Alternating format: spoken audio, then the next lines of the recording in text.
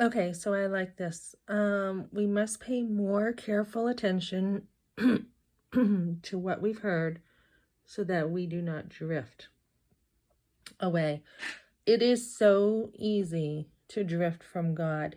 I mean, it's like a 1 second thing. 1 second.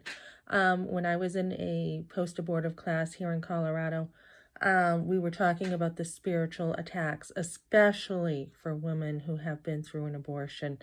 The attacks are bigger because it's not only big because you're dealing with, guilt and shame if you haven't healed, but when you are trying to help other women, the enemy is going to try to bring you down even more. Even me, like with this channel, he's going to discourage me even more because I'm trying to help other women.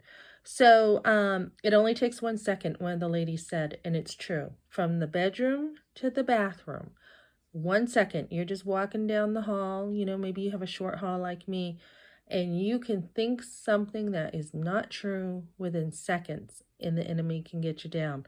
We are in a battle, and most people don't know this. We are in a battle of the mind. We are in a spiritual battle. These force, we see evil in the world, right? A lot of people don't want to say there's evil. But like I was doing a video on Dr. Hearn in Boulder, Colorado. I think it was in yesterday's video. The guy has a philosophy, okay, that says he's helping women. He wants to help them. They all have difficult, situations and they need help. And he sounds so helpful and so nice, right? And as a young girl, you can believe that very easily, especially when someone's a doctor. We look at the name, we look at their credentials, PhD, MD, we look at these things behind their name. And a doctor is authoritative. So we think of, if a doctor has these things behind his name, he's trustworthy, right? He would know what he's talking about, especially when they say, oh, I've been on the board of pediatrics, I've been over here. You would think you can trust them, right? But no, they're merely a man. They're just a man with, classes they've taken basically, or some experience in their specific beliefs. It doesn't mean you trust a doctor because he has a white coat on. So we can be very deceived easily. We can be taken with vain and empty, philosophies very easily. This guy really isn't helping women. And it's really not his business what he's doing. He's saying, oh, this woman is in a bad situation, so I have to abort her baby. Never do you hear Planned Parenthood and these doctors say, let's sit down and talk and let me give you the other side. Let me tell you what you can do. You can do it. You can, be a great mother and you can make it. And we do have resources. You never hear Planned Parenthood say that, right? We can help you.